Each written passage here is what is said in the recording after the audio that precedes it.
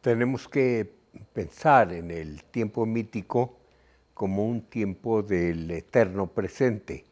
En ese eterno presente hay una población, puede decirse, de seres que tienen capacidades que yo he llamado antropoicas. No quiero hablar de antropomorfas porque no es la forma, sino la calidad moral, la calidad psicológica semejante a la de los hombres y que en este sentido podemos llamarles dioses porque se comportan como los hombres en sociedad.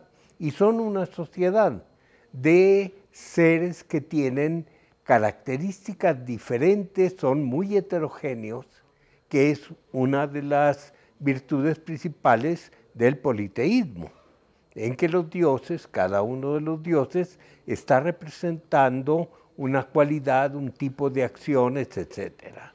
Entonces, esos dioses no tienen una naturaleza fija, sino que son de naturaleza mutable, son proteicos, y se harán fijos hasta el final de la época mítica, hasta llegar a la conclusión de una secuencia, aunque sea siempre presente, hay secuencias.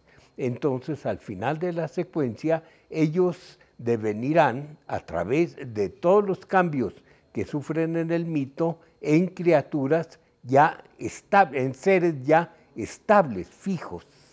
Bueno, mientras tanto, se comportan como los hombres en sociedad. Pero ya cada uno de ellos tiene características suficientes que van manteniendo de lo que serán las criaturas en este mundo. O sea, uno de los dioses tendrá características de conejo, tal vez con la cola larga, o de venado, pero tienen estas características y platican entre sí, y viven entre sí, y viven como en cualquier sociedad humana. Entonces tú comprenderás que en el mito hay un perro que le habla a un conejo, que le habla a un árbol, que le habla a una piedra, o que huye de una piedra, o que la piedra se mueve y agrede, en fin, todas las variedades que se pueden dar en la vida social humana, pero con personajes que son muchas veces animales, vegetales, minerales, etcétera, porque serán todo lo que se convertirá en criaturas. Pero los seres humanos también están ahí. Entonces llevan una historia mucho más ligada al animal como un miembro de esa gran sociedad divina que está en juego. Entonces la sociedad esta mítica se va degradando, se van dando pecados muy feos. Incluso ahora se cuenta en los mitos que de un ser divino, pues, de esta época, va y le pide prestado el hijo a una vecina y lo hace tamales y cosas así muy feas, ¿verdad? Hay incestos, hay robos, hay salvajismo, hay mucho salvajismo entre esta sociedad, degenera la sociedad divina. Entonces necesita alguien que meta paz. Y este que mete paz es el sol. A él lo comisionan, también es uno de ellos. Y le dicen, mira, tú te vas a encargar de gobernar, porque ya no, esta situación ya es inaguantable. Cuando muere en sacrificio, se va al fondo del cosmos, al lugar de la muerte. Y allá obtiene riquezas, porque allá todo es muy rico. ¿Qué riqueza obtiene? Una capa preciosa, plumas amarillas, brillantes, pero la luz es intolerable. Es un calor muy fuerte, es una luz muy fuerte. No lo aguantan los hermanos. Entonces, o él los mata con la luz del sol, o en otras versiones ordena que todos los demás mueran como murió él, o los seca, o sea, les quita la calidad húmeda, la calidad proteica, y así como estaban, así se quedaron. Entonces, como ya se quedaron en esta forma, se murieron y nacieron, pero también con su capa. Y esta capa es una cobertura dura que los protege de los rayos del sol. Entonces ya no son dioses nada más, sino que son dioses encapsulados, como es el sol. Y hay un problema muy grave. Esta cápsula, que es tan dura, tan resistente a los rayos del sol, se acaba, se gasta. Entonces, ¿qué resulta? Que estos nuevos seres que nacen, que son dioses encapsulados, en realidad son criaturas que tienen alma. Pero esa alma esa cobertura, el alma no le pasa nada, es divina, pero la cobertura se les gasta con el tiempo. A unos muy rápido, a otros duran siglos para destruirse, pero todas las criaturas tienen como fin destruirse algún día. Hay un mito en el que hay dos tejedoras, y entonces el sol, el protosol, les dice, fíjense que va a haber una fiesta. ¿A qué fiesta se refiere? Al día que va a salir el sol. Entonces les dice, váyanse preparando porque están invitadas a la fiesta. Se ponen las dos tejedoras a tejer. Una muy hacendosa, no nada más hace la tela, sino que le pone florecitas blancas, o sea, se pule. Llega muy puntualmente a la fecha. Y entonces va a salir el sol y ella se pone un huipil, su propia tela, pero con estas florecitas blancas. La otra es una holgazana. Le llega la fecha y pues no ha terminado el trabajo. Y llega el día y agarra el telar y con todo y palos del telar se lo echa a la espalda.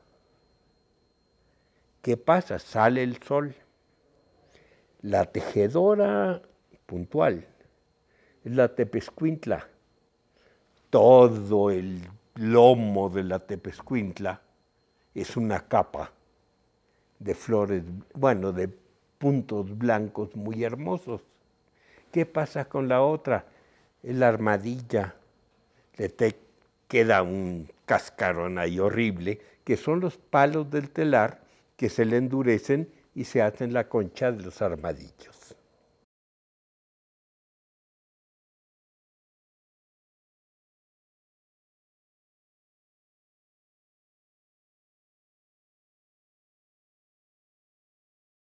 Cuando todas las criaturas empiezan a poblar el mundo, obviamente tienen que sujetarse a las leyes del Dios de este mundo, no del Dios supremo, sino el delegado para ser gobernante de este mundo, del mundo de las criaturas.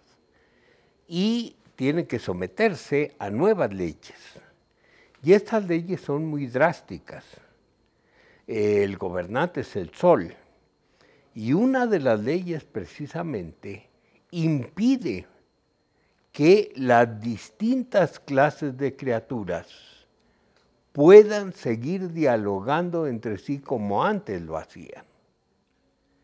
Y esto los mitos nos lo dicen de distinta manera. Uno de ellos es, ya los animales ya no pudieron seguir hablando, se supone que hablaban una lengua semejante a la de a los hombres. Entonces, dicen, la voz se les fue al vientre. Entonces, ya son rugidos, ya son gruñidos, ya son cantos de aves, ya cesa totalmente el poder de comunicación interespecífico. O sea que ya nada más es intraespecífico, ya nada más se comunican entre sí los que son de la misma especie. Pero ya estos hombres nacen con capacidad comunicativa plena. Interespecífica, obviamente, pero también pueden comunicarse con la divinidad en oraciones. Y también pueden trabajar para ofrendar a la comunidad para alimentarlos. Entonces ya es un ser muy, muy especial. Y entonces le dicen de plano, tú que eres hombre, podrás alimentarte de la carne de los animales y se supone de los frutos vegetales, del maíz básicamente, que será el alimento principal. Entonces es un hombre que tiene una posibilidad amplia de aprovecharse de las demás especies, pero esto no lo hace el dueño absoluto, sino lo hace un copartícipe como sociedad humana, que es la especie humana, copartícipe con otras sociedades. Entonces, inclusive, el trato que el hombre tiene que hacer para alimentarse, tiene que ser todo a partir del respeto, de los convenios, de los intercambios con los otros seres. Pero ¿qué pasa con los animales a los que están perjudicando por ocupar su lugar? Y aquí hablo de ratones, y hablo de mapaches, y hablo de aves, de cuervos, dijéramos. Hay que darles también su parte. ¿Por qué? Para que se sientan satisfechos y para que en compensación a aquello, la ley de la reciprocidad los obliga a abstenerse, a destruir las cosechas, a comer más de la cuenta.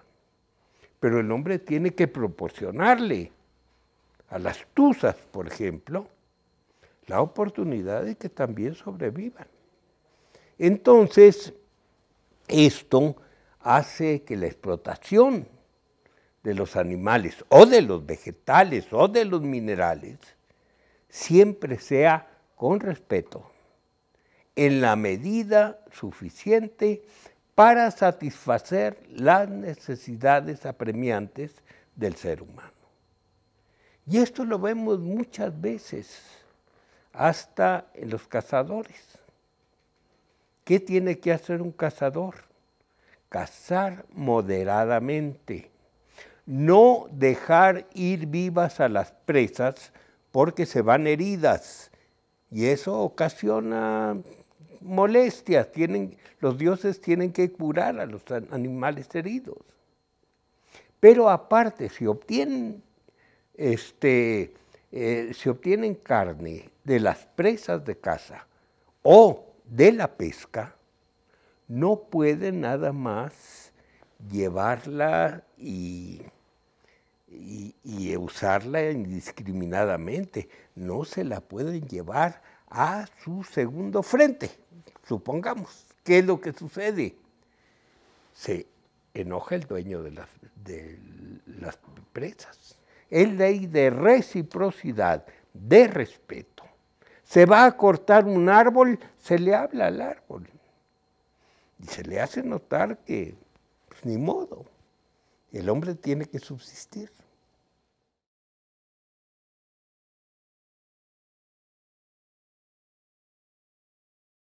Esta relación de la que hablamos entre los hombres y los animales, sin posibilidad de comunicarse demasiado, tiene ciertas excepciones. Por ejemplo, hay hombres especiales, en el sentido de que por su forma de nacimiento, o simplemente por aprendizaje, o casi siempre por las dos razones, tienen facultades y conocimientos para hablar con otras especies.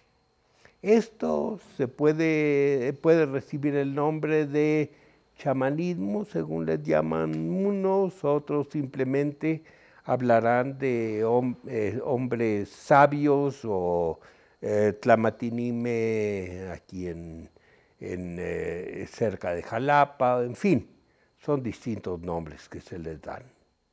Estos seres sí pueden intervenir y hablar con las hormigas, hablar con los peces, hablar con la tierra, hablar con el agua, con el fuego, para que haya este juego más fácil a través de la comunicación de la palabra.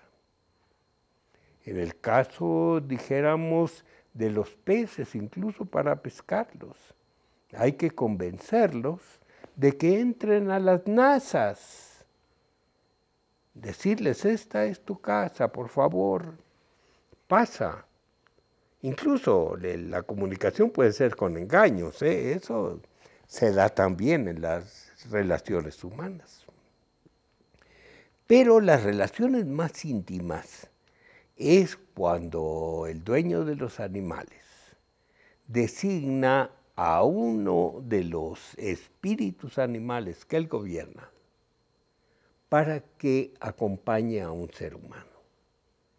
Y el ser humano nace con un alma, al poco tiempo se le pone otra, tiene varias almas, pero una de estas almas es animal. Entonces, esta alma animal le sirve al hombre precisamente para socializarse, para hacerse más social. ¿Por qué? Porque los animales están jerarquizados.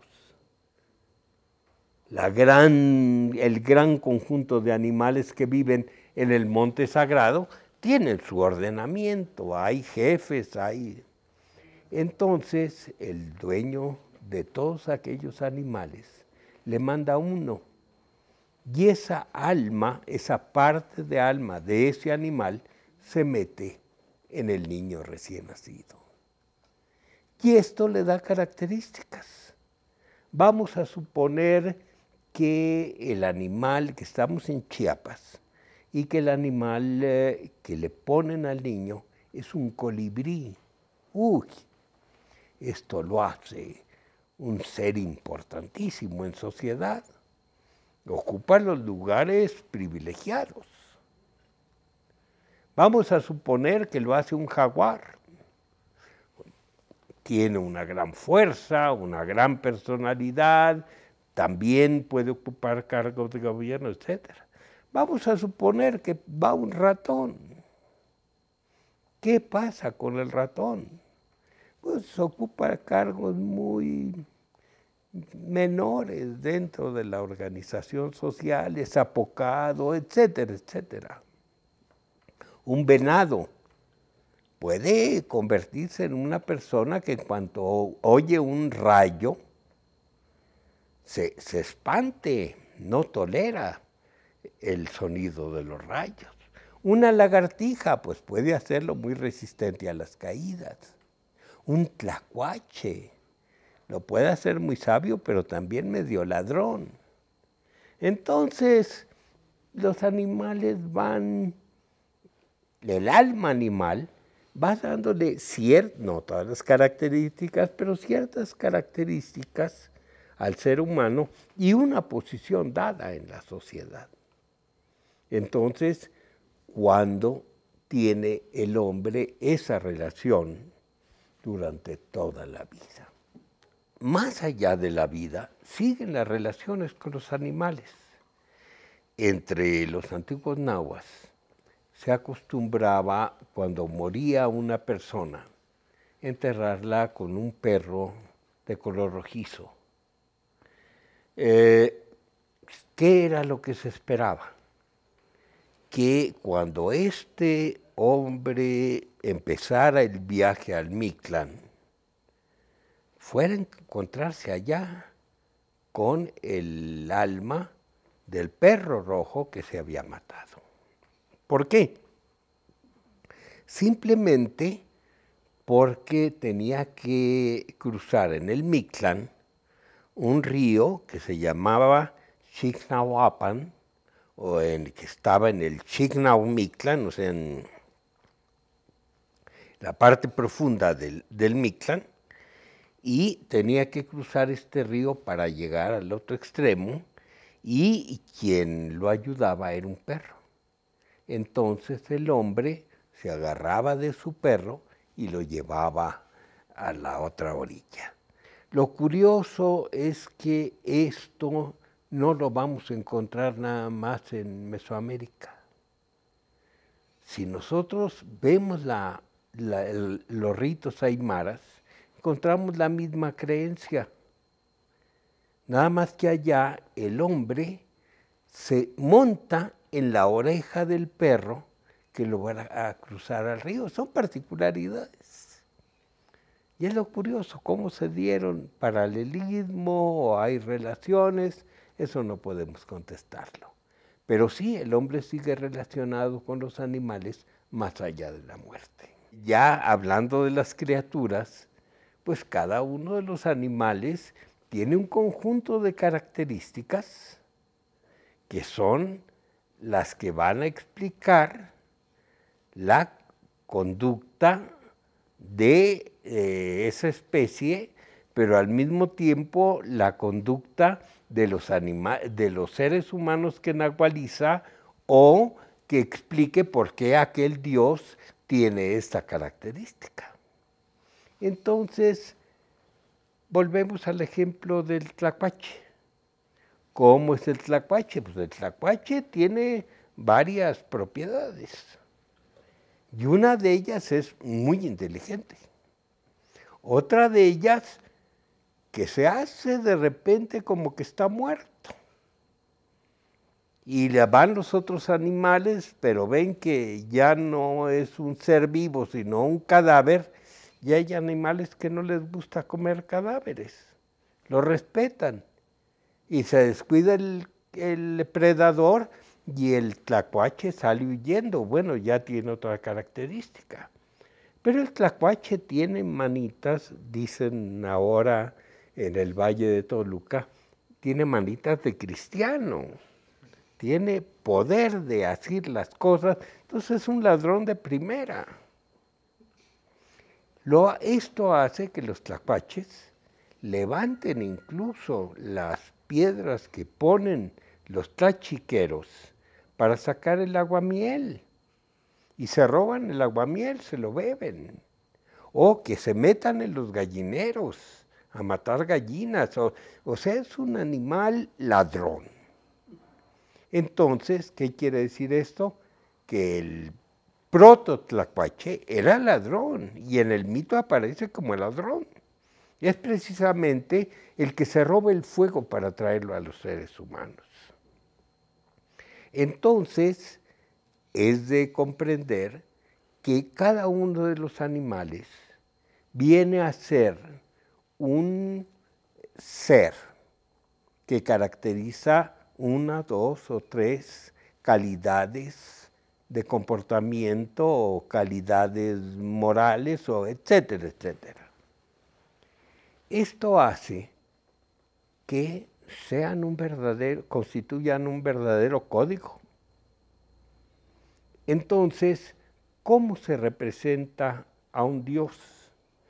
Bueno, a un Dios yo quiero representarlo con características fieras, con características húmedas, con características primordiales, etcétera, etcétera. Son hacer un ser especial. Estoy hablando en realidad de Zipactli. ¿Cómo represento yo a la diosa Zipactli? Tienen que ser animales con estas características. Un lagarto, cocodrilo. Pero de repente se representa no como cocodrilo. Si vamos aquí a Tlapulco, encontramos una perdón, Calpixcan, en Xochimilco, vamos a encontrar en la roca un pez sierra, o podemos verlo como una serpiente, o podemos verlo como un sapo. O sea, se les representa a los dioses con distintas características animales, con formas de animales, pero es porque se está indicando, tienen esta naturaleza. Volvemos al sapo. El sapo se representa como un ser con las fauces abiertas que traga.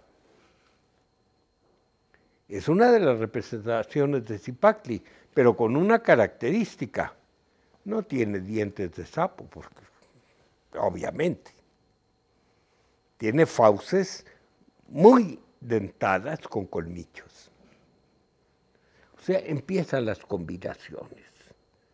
Empiezan lo que se llaman seres teratoformes.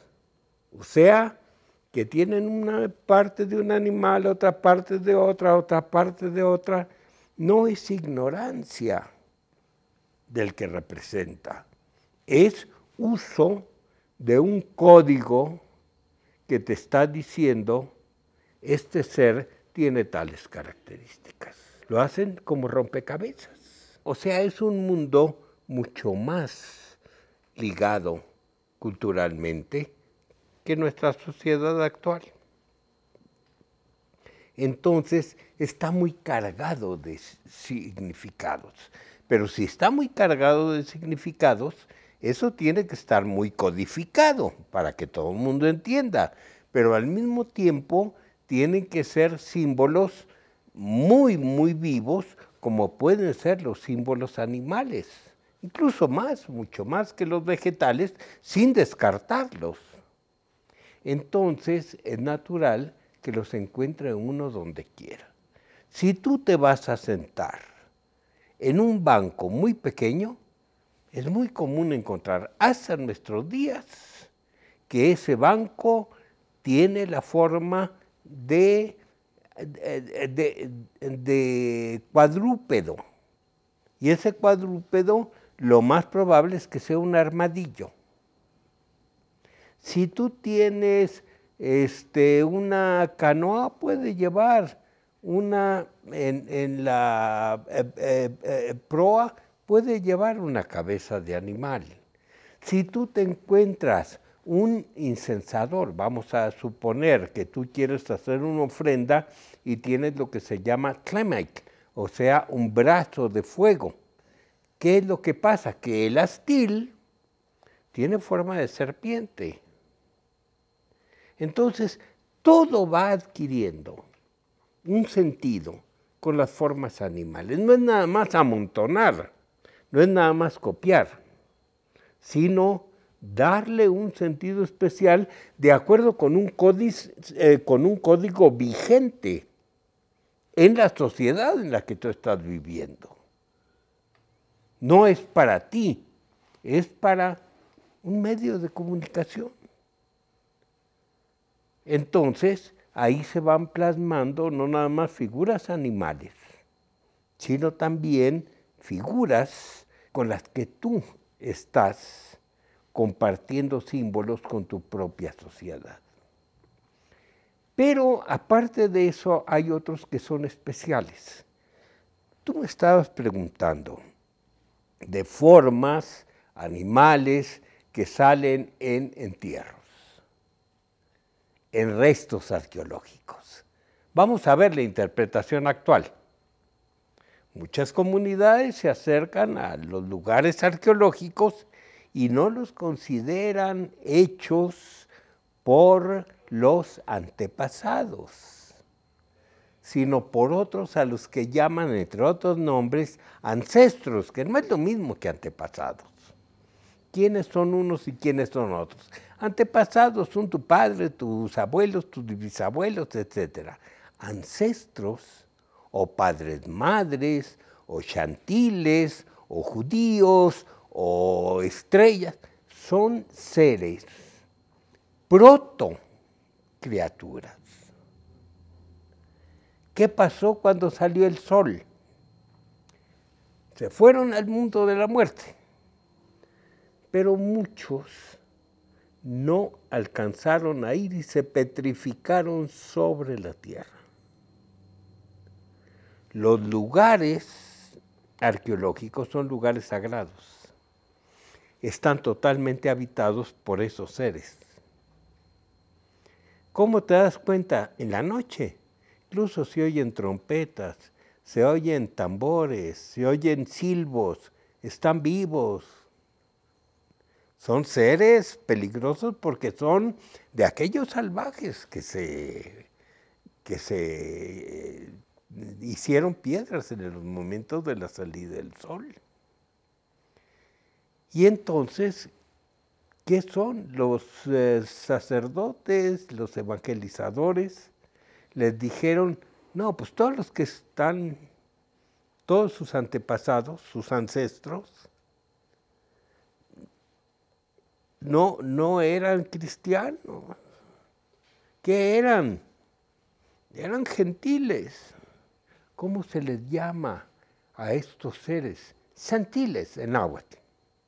Lo mismo, desde la palabra española se convierte en palabra náhuatl y hablan de los xantiles, gentiles, pero en realidad están hablando de las protocriaturas que quedaron convertidas en piedra o en piezas de cerámica y que se encuentran en los lugares donde está un rey subterráneo que los está gobernando.